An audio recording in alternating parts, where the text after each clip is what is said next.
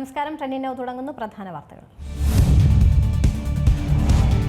രാഹുൽ മാങ്കൂട്ടത്തിനെതിരായ പരാതിയിൽ കോൺഗ്രസിനെ വിമർശിച്ച് മുഖ്യമന്ത്രി. കോൺഗ്രസിലെ സ്ത്രീ ലംബടന്മാർ എന്താണ് കാട്ടിക്കൂട്ടുന്നതെന്ന് മുഖ്യമന്ത്രി. ലൈംഗിക വൈകൃത കുറ്റവാളികളെ ന്യായീകരിക്കാൻ ശ്രമിച്ചാൽ ജനം അംഗീകരിക്കില്ലെന്നും പോളിംഗ് ദിനത്തിൽ മുഖ്യമന്ത്രിയുടെ വിമർശനം. മുഖ്യമന്ത്രിക്ക് മറുപടിയുമായി രമേശ് ചെന്നിത്തല. സംവിധായകൻ PT കുഞ്ഞുമുഹമ്മദിനെതിരായ പരാതി 2 ആഴ്ച കയ്യിൽ വെച്ചിട്ടാണ് മുഖ്യമന്ത്രി വീമ്പ് പറയുന്നതെന്ന് മറുപടി. മുഖ്യമന്ത്രിയുടെ ഓഫീസിലും മന്ത്രിസഭയിലും ലൈംഗികാരോപണങ്ങൾ നേരിടുന്നവരെന്ന് മുല്ലപ്പള്ളി രാമചന്ദ്രൻ.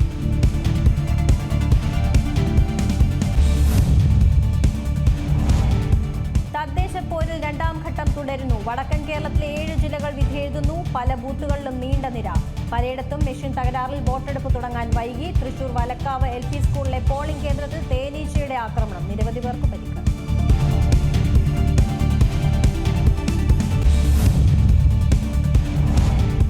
വോട്ട് രേഖപ്പെടുത്തി പ്രമുഖർ. തിരഞ്ഞെടുപ്പിൽ ശബരിമല വിഷയം പ്രതിഫലിക്കില്ലെന്ന് മുഖ്യമന്ത്രി. LDFന് വലിയ ജനപിന്തുണ ലഭിക്കുമെന്ന് പ്രതികരണം. UDFന് തികഞ്ഞ വിജയപ്രതീക്ഷയെന്ന് KPCC പ്രസിഡന്റ് സണ്ണി ജോസഫ്. മുഖ്യമന്ത്രിയും കുടുംബവും വോട്ട് രേഖപ്പെടുത്തി.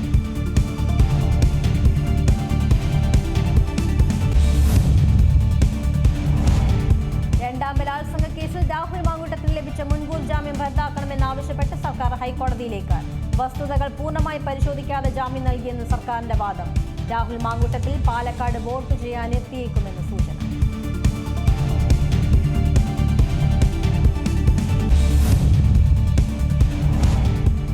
പാലക്കാട് DCC സെക്രട്ടറി നന്ദബാലന്റെ വീടിന് നേരെ ആക്രമണം. തെരഞ്ഞെടുപ്പ് പ്രചാരണ ബോർഡ് സ്ഥാപിക്കുന്നതുമായി ബന്ധപ്പെട്ടുണ്ടായ തർക്കത്തിന്റെ തുടർച്ചയെന്ന് സൂചന. കല്ലേറിൽ ഒരാളുടെ കണ്ണിന് പരിക്ക്. ആക്രമണത്തിന് പിന്നിൽ BJP എന്ന് നന്ദബാലൻ മലയാളം ന്യൂസ്.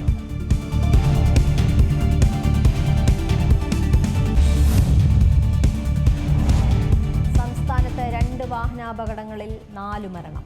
കൊല്ലം അഞ്ചലിൽ വാഹനാപകടം. ശബരിമല തീർത്ഥാടകർ സഞ്ചരിച്ച ബസ്സും ഓട്ടോറിക്ഷയും കൂട്ടിയിടിച്ച് 3 മരണം. മരിച്ച 3 പേരും ഓട്ടോറിക്ഷയിൽ യാത്ര ചെയ്തവർ. ആലപ്പുഴയിൽ KSRTC ബസ് കയറി 24-കാരിക്ക് ദാരുണാന്ത്യം. അപകടം 1ാം വിവാഹ വാർഷികം ആഘോഷിക്കാനായി എത്തിയപ്പോൾ.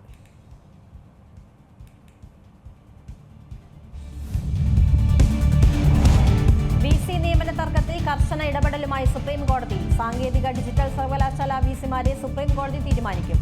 ഓരോ പേരുകളും മുദ്രവെച്ച കവറിൽ നൽകാൻ കോടതി നിർദ്ദേശം.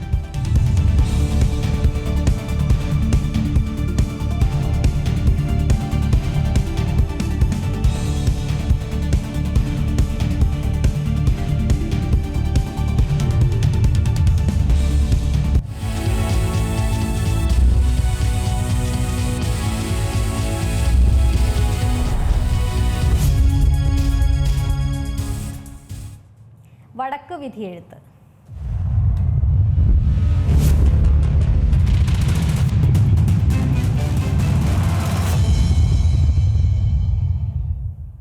തദ്ദേശ തെരഞ്ഞെടുപ്പിന്റെ 2ാം ഘട്ട പോളിംഗ് തൃശൂർ മുതൽ കാസർഗോഡ് വരെയുള്ള ജില്ലകൾ പുരോഗമിക്കുകയാണ്. വോട്ടർമാരുടെ സജീവ പങ്കാളിത്തവും മികച്ച പോളിംഗുമാണ് രേഖപ്പെടുത്തുന്നത്. മുഖ്യമന്ത്രി അടക്കമുള്ള പ്രമുഖർ വോട്ട് രേഖപ്പെടുത്തിയിട്ടുണ്ട്. ഓരോ ഇടങ്ങളിൽ നിന്നുള്ള വിവരങ്ങൾ തേടാവുന്നതാണ്. ആദ്യം ബിനോയ് കൃഷ്ണനിലേക്ക്. ബിനോയ്, ഈ ഉച്ച സമയം വരെ എത്രത്തോളം വലിയൊരു പോളിംഗ് ശതമാനത്തിലേക്ക് എത്തിയിട്ടുണ്ട് വടക്കൻ കേരളത്തിൽ? നമുക്കറിയാം തെക്കൻ കേരളത്തിൽ വന്നിട്ടുള്ള കഴിഞ്ഞ ദിവസത്തെ കണക്കുകളൊക്കെ നോക്കുമ്പോൾ വളരെ കുറവായിരുന്നു. 70% മാത്രമേ പോൾ ചെയ്തുള്ളൂ എന്നുള്ള കണക്കുകളൊക്കെയാണ് പുറത്തു വന്നത്.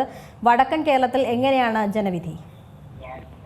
നീത, 1ാം ഘട്ട പോളിംഗിൽ, അതായത് തിരുവനന്തപുരം മുതൽ എറണാകുളം വരെയുള്ള ജില്ലകളിൽ 70%-ലേറെ 70.91% പോളിംഗ് എന്നാണ് നമ്മൾ മനസ്സിലാക്കുന്നത്. ഇവിടെ പക്ഷേ 4 മണിക്കൂർ പിന്നിട്ടപ്പോൾ തന്നെ 40% കടന്നിരിക്കുകയാണ് വടക്കൻ ജില്ലകളിലേക്ക്. അതായത് തൃശൂർ, പാലക്കാട്, മലപ്പുറം, കോഴിക്കോട്, വയനാട്, കണ്ണൂർ, കാസർഗോഡ് ഈ 7 ജില്ലകളിൽ ആദ്യത്തെ 4 മണിക്കൂറിൽ തന്നെ 40% കടന്നു. ഇപ്പോൾ ചില ജില്ലകളിൽ 45%, 46% ഒക്കെ കടന്നിട്ടുണ്ട്. എന്തായാലും ഓൺ ആൻ ആവറേജ് ശരാശരി കണക്ക് എന്ന് പറയുന്നത് ഒരു 45 തന്നെയാണ്, 45 വരും എന്ന് തന്നെയാണ് നമ്മൾ മനസ്സിലാക്കേണ്ടത്. വളരെ മികച്ച ഒരു പോളിംഗ് ശതമാനമായിട്ട് തന്നെ ഇതിനെ കാണണം. കാരണം 1ാം ഘട്ട പോളിംഗിലെ 70% എന്ന് പറയുന്നത് തീരെ മോശം പോളിംഗ് അല്ല, അതൊരു അത്യാവശ്യം നല്ല പോളിംഗ് തന്നെയാണ്. ഈ 70-നെയും മറികടക്കുന്ന തരത്തിലാണ് ഇപ്പോൾ പോകുന്നതെന്നാണ് മനസ്സിലാക്കുന്നത്. എന്തായാലും നല്ല പോളിംഗ്, നല്ല പ്രാതിനിധ്യം, ജനങ്ങളുടെ സജീവമായ പ്രാതിനിധ്യം, ബൂത്തുകളിൽ നീണ്ട നിര, കുടുംബമായി ആൾക്കാർ എത്തി വോട്ട് ചെയ്യുന്നു. എല്ലാവരും പലയിടങ്ങളിൽ നിന്ന് വന്ന് വോട്ട് ചെയ്യുന്നു. എല്ലാവരും ഏറെ പേരും അവരവരുടെ വോട്ടവകാശം വിനിയോഗിക്കുന്ന കാഴ്ചയാണ് കാണുന്നതെന്നാണ് മനസ്സിലാക്കേണ്ടത്. നല്ലൊരു പ്രതികരണമാണ് ലഭിക്കുന്നത് എന്നാണ് നമ്മൾ മനസ്സിലാക്കുന്നത്. അതോടൊപ്പം തന്നെ ഏറെ പ്രാധാന്യമുള്ള വളരെ കൗതുകത്തോടെ കാര്യങ്ങൾ നോക്കുന്ന ഒരു ദിവസം കൂടെയാണ് ഇന്നത്തെ ദിവസം.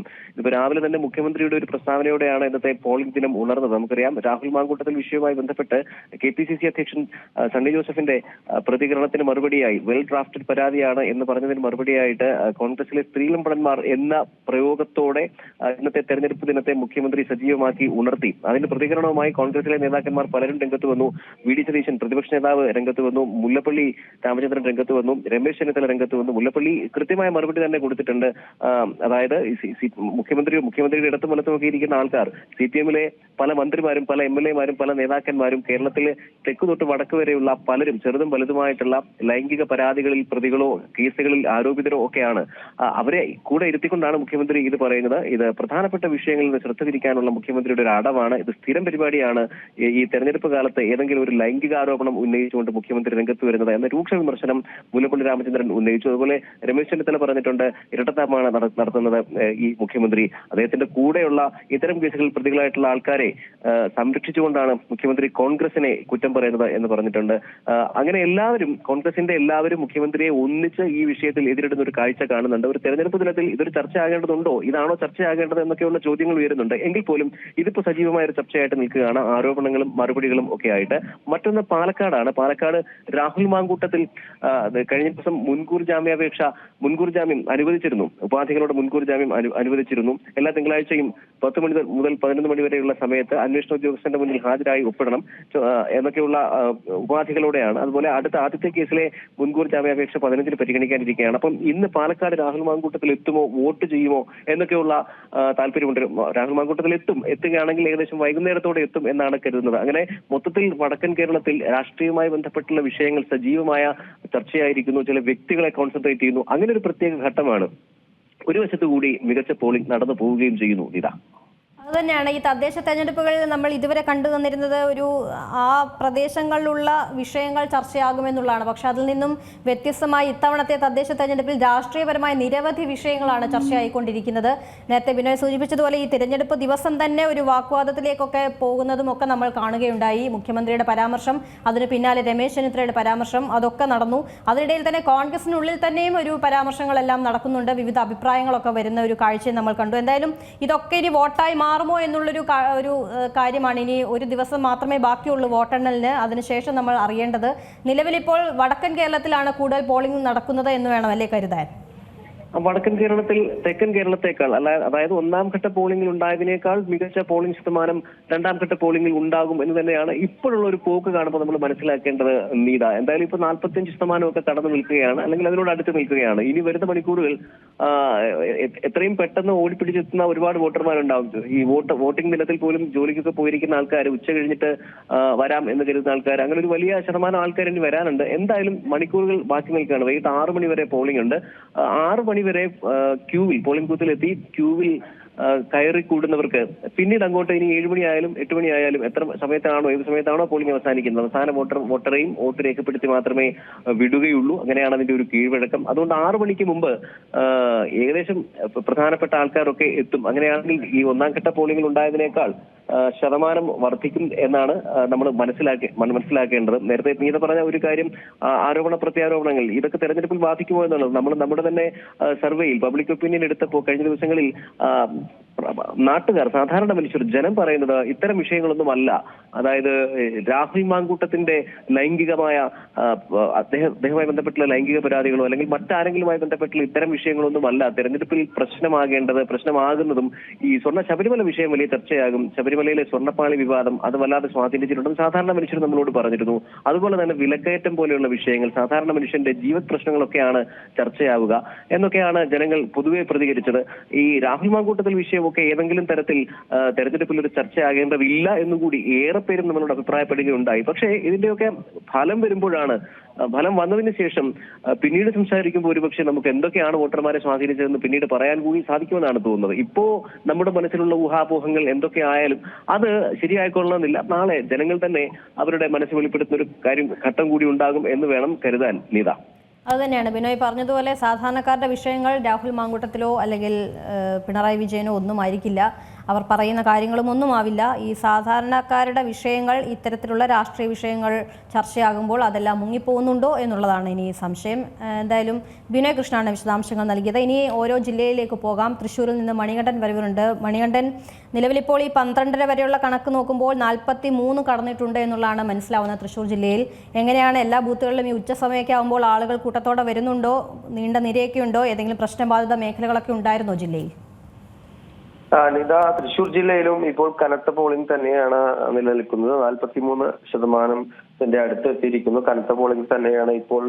ഉച്ച ആയിരിക്കുന്നു. ഇപ്പോൾ ചൂട് കൂടിയത് കൊണ്ട് ചെറിയൊരു വരിക്കും ആൾക്കാർ വരുന്നതിനും ഇനിയിപ്പോ ഉച്ചയ്ക്ക് ശേഷം, അതായത് വെയിൽ ആറിയിട്ട് ഉള്ളവർ കുറച്ച് ആൾക്കാരുണ്ട്. സ്ത്രീകളും പുരുഷന്മാരും എല്ലാ ബൂത്തുകളിലും കുറച്ച് വരി നിൽക്കുന്നുണ്ട് വന്നവർ. ഇനിയിപ്പോ ഉച്ച ആയതുകൊണ്ട് കുറച്ചു ഇത് ചൂട് ആയതുകൊണ്ട് കുറച്ച് ശമനം ഉണ്ടാവും. തൃശ്ശൂരിൽ കഴിഞ്ഞ തവണത്തെ പോളിംഗ് ഉയരാൻ തന്നെയാണ് സാധ്യത എന്നാണ് തൃശ്ശൂർ ജില്ലാ കളക്ടർ അറിയിച്ചിരിക്കുന്നത്.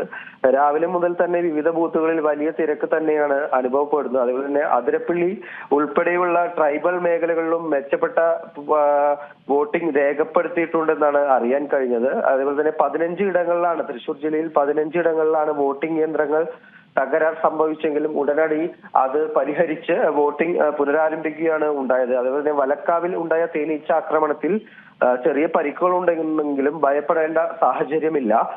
കഴിഞ്ഞ തവണ 75% വോട്ട് ഉണ്ടായിരിക്കുന്നത് ഇക്കുറി അതിലും വർദ്ധിക്കാനാണ് സാധ്യത എന്നാണ് നമുക്ക് അറിയാൻ കഴിഞ്ഞത്. അതുപോലെ തന്നെ ഇപ്പോൾ പുതിയ വിവരം, തൃശ്ശൂർ നെടുപുഴയിൽ ഒരു കള്ളവോട്ട് ഉണ്ടെന്നാണ് ഇപ്പോൾ കേൾക്കുന്നത്. തൊടുപുഴ പോളിടെക്നിക്കിലെ ബൂത്തിലാണ് കള്ളവോട്ട് ചെയ്തെന്ന് ഇപ്പോൾ ഒരു ആരോപണം ഉയർന്നിരിക്കുന്നത്. നെടുപുഴ സ്വദേശി പ്രദീപിന്റെ വോട്ടാണ് കള്ളവോട്ട് എന്ന് മറ്റാരോ ചെയ്തതെന്നാണ് ഇപ്പോൾ പറയുന്നത്. കോർപ്പറേഷൻ ഡിവിഷൻ 45-ലെ ബൂത്ത് 1-ലായിരുന്നു കള്ളവോട്ട്. പ്രദീപിന് പകരം ടെൻഡർ വോട്ട് നൽകാമെന്നാണ് ഇപ്പോൾ അധികൃതർ അറിയിച്ചിരിക്കുന്നത്.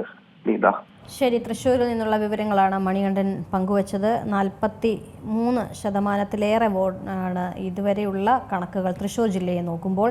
ഏറ്റവും കൂടുതൽ നോക്കിക്കഴിഞ്ഞാൽ അത് മലപ്പുറം ജില്ലയാണ്. 46.49% വോട്ട് രേഖപ്പെടുത്തിയെന്നുള്ളതാണ് മനസ്സിലാവുന്നത്. പിന്നീട് പാലക്കാട് നോക്കുമ്പോൾ 45.12 എന്നുള്ളൊരു കണക്കിലേക്ക് എത്തുന്നുണ്ട്.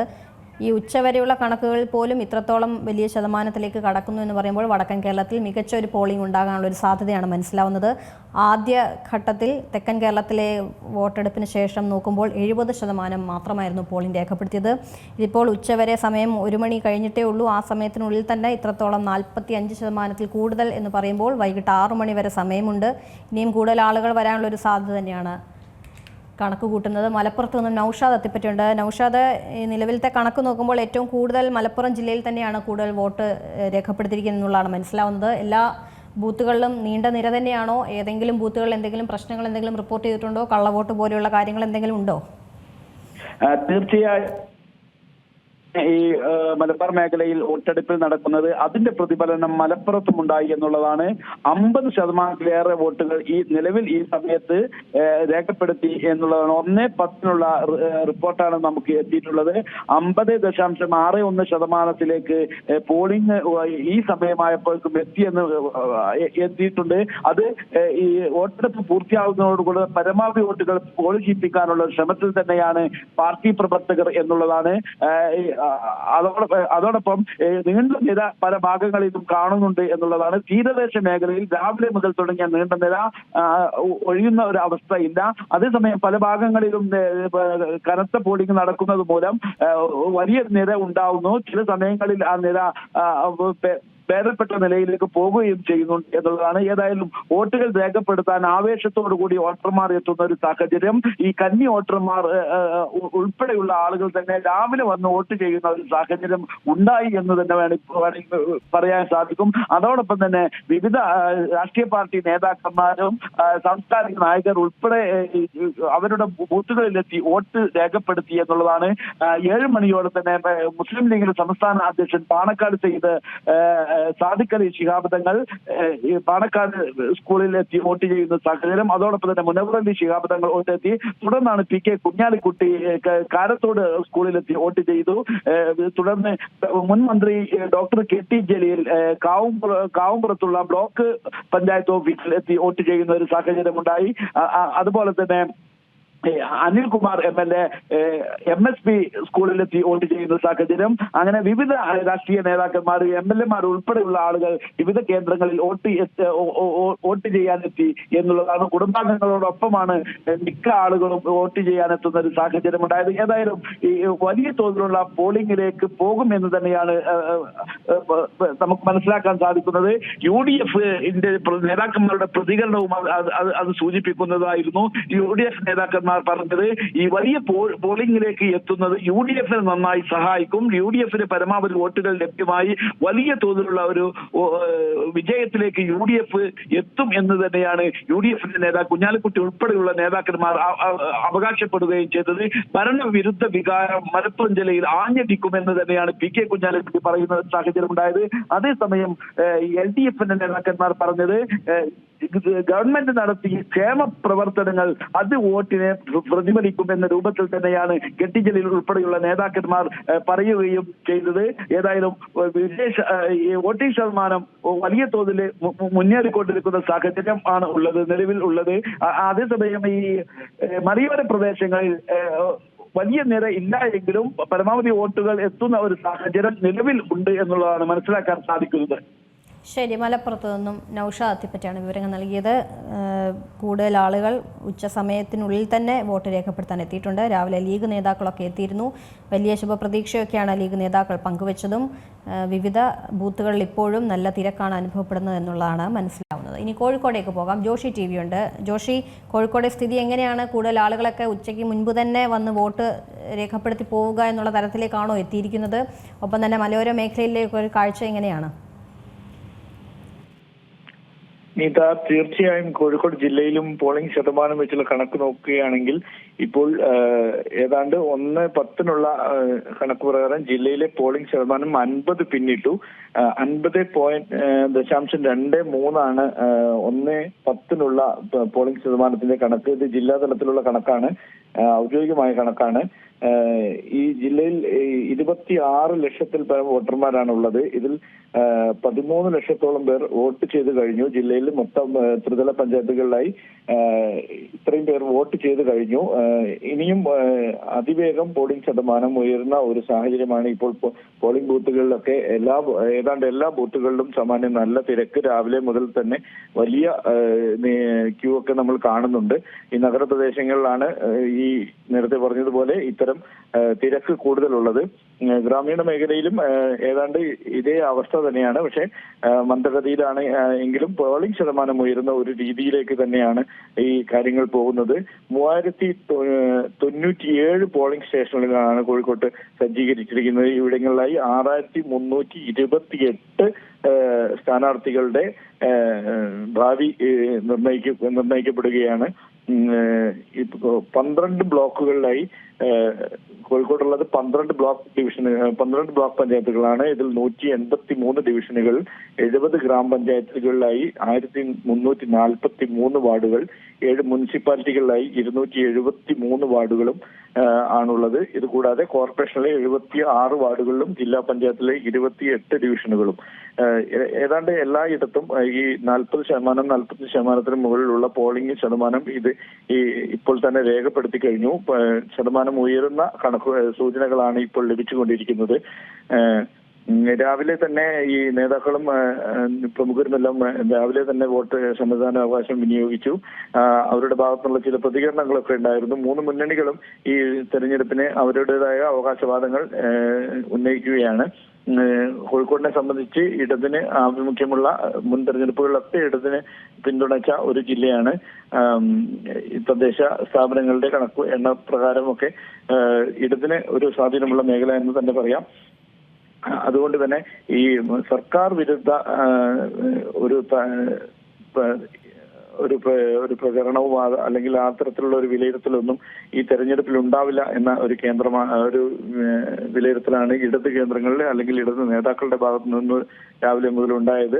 സർക്കാരിന്റെ ക്ഷേമ പദ്ധതികൾ ജനങ്ങളിലേക്ക് എത്തിയിട്ടുണ്ട്, അതിനനുസരിച്ചുള്ള ഒരു വിലയിരുത്തലുണ്ടാകും എന്നാണ് ഇടത് കേന്ദ്രങ്ങൾ അവകാശപ്പെടുന്നത്. അതേസമയം UDF പറയുന്നത് ഭരണവിരുദ്ധ വികാരവും ഈ ജനങ്ങളെ നേരിട്ട് ബാധിക്കുന്ന വിഷയങ്ങളും അഴിമതി പോലുള്ള വിഷയങ്ങൾ, സ്വർണ്ണക്കൊള്ള പോലുള്ള, ശബരിമല പോലുള്ള വിഷയങ്ങളൊക്കെ ഈ തെരഞ്ഞെടുപ്പിൽ ജനങ്ങൾക്കറിയാം. ജനങ്ങൾ ആ ഒരു ഭരണവിരുദ്ധ വികാരത്തിനനുസരിച്ചുള്ള സംസ്ഥാന സർക്കാരിനെതിരെയുള്ള എതിരായ ഒരു വിലയിരുത്തലാകും ഈ തെരഞ്ഞെടുപ്പ് എന്ന് UDF നേതൃത്വം അവകാശപ്പെടുന്നു.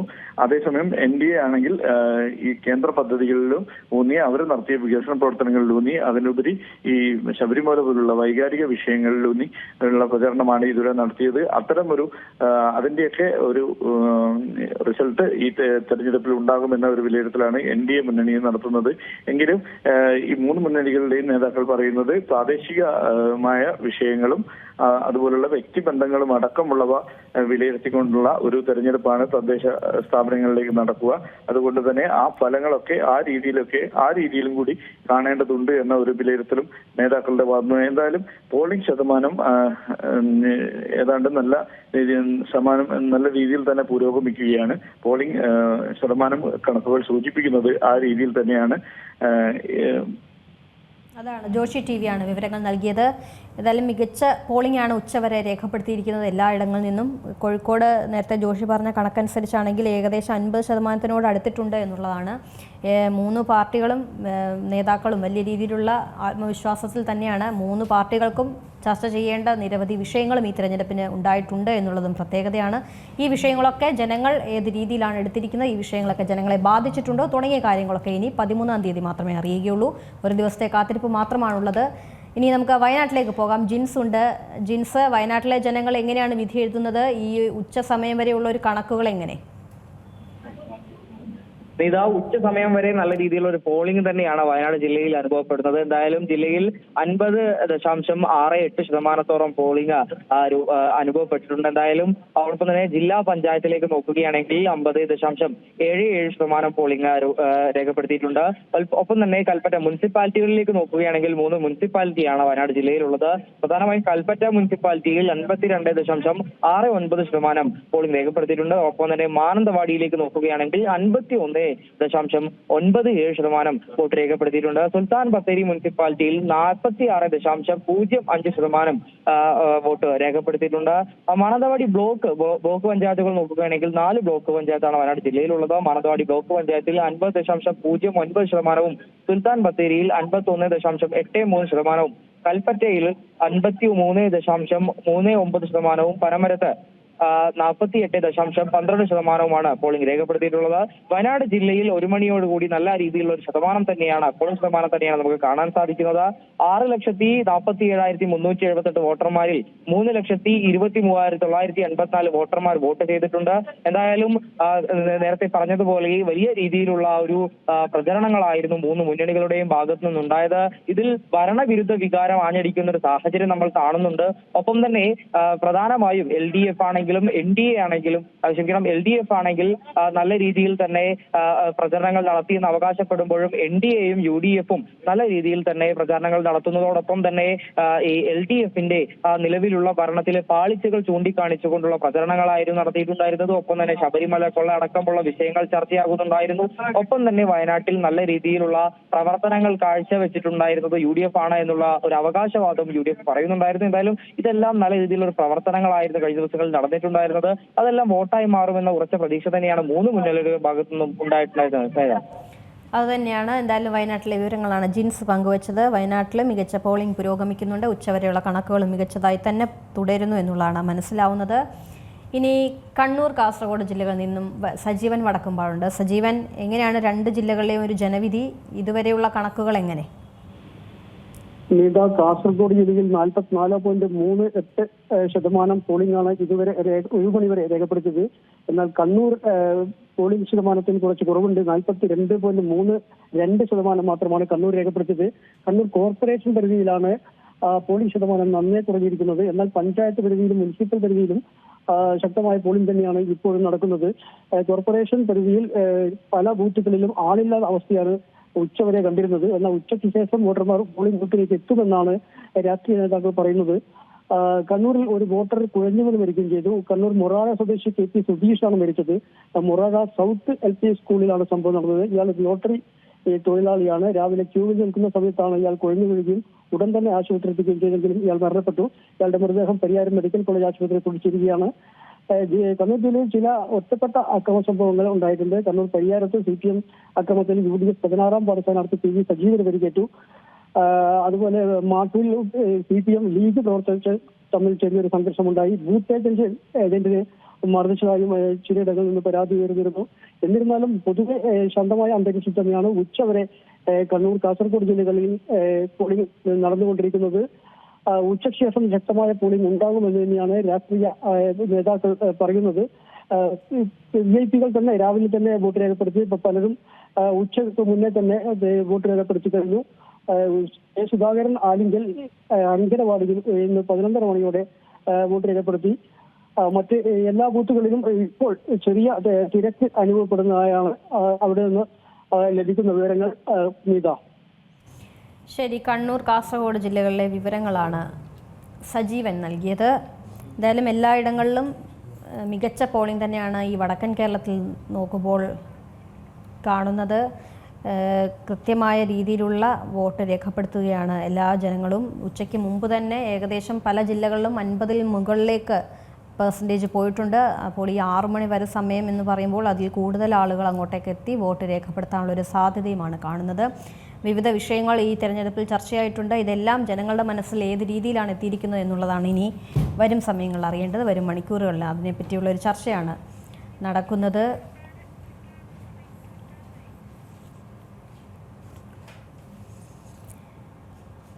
രാവിലെ 7 മണി മുതൽ ആരംഭിച്ച വോട്ടെടുപ്പ് വൈകിട്ട് 6 മണി വരെയാണ് ഉള്ളത്. ഇന്നത്തോടുകൂടി ഈ 14 ജില്ലകളിലെയും തദ്ദേശ തെരഞ്ഞെടുപ്പ് പൂർത്തിയാക്കും. 14 ജില്ലകളിലെയും തദ്ദേശ തെരഞ്ഞെടുപ്പ് പൂർത്തിയാകും. ആദ്യഘട്ടത്തിൽ 7 ജില്ലകൾ ആയിരുന്നു കഴിഞ്ഞ ദിവസം തിരഞ്ഞെടുപ്പുണ്ടായിരുന്നത്. അതിനുശേഷം ഇന്നിപ്പോൾ വടക്കൻ കേരളത്തിൽ തൃശ്ശൂർ മുതൽ കാസർഗോഡ് വരെയുള്ള ജില്ലകളിലാണ് ഇന്നിപ്പോൾ തിരഞ്ഞെടുപ്പ് പുരോഗമിക്കുന്നത്. നേതാക്കളുടെയൊക്കെ ഓരോ പ്രതികരണങ്ങളുമൊക്കെ ഈ വിഷയത്തിൽ പല വിഷയങ്ങളിലും വരുന്നുണ്ട്. ശബരിമല വിഷയമൊന്നും ചർച്ചയാകില്ല എന്നുള്ളതാണ് മുഖ്യമന്ത്രിയുടെ നിലപാട്. ഒപ്പം തന്നെ അതിൽ രാഹുൽ വിഷയവുമൊക്കെ ചർച്ചയായി വന്നിട്ടുണ്ട്. പാലക്കാട് രാഹുൽ മാങ്കൂട്ടത്തിൽ MLA എത്തുമോ എന്നുള്ളൊരു കൗതുകവും ആകാംക്ഷയുമൊക്കെ ഉണ്ടായിരുന്നു. എന്തായാലും നിലവിലിപ്പോൾ രാഹുൽ എത്തിയിട്ടില്ല എന്നുള്ളതാണ് മനസ്സിലാക്കുന്നത്.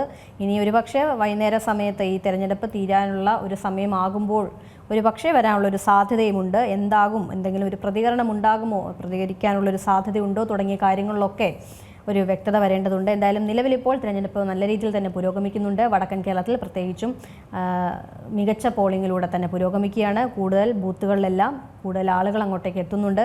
പ്രശ്നബാധിത മേഖലകളൊന്നും ഇതുവരെ റിപ്പോർട്ട് ചെയ്തിട്ടില്ല.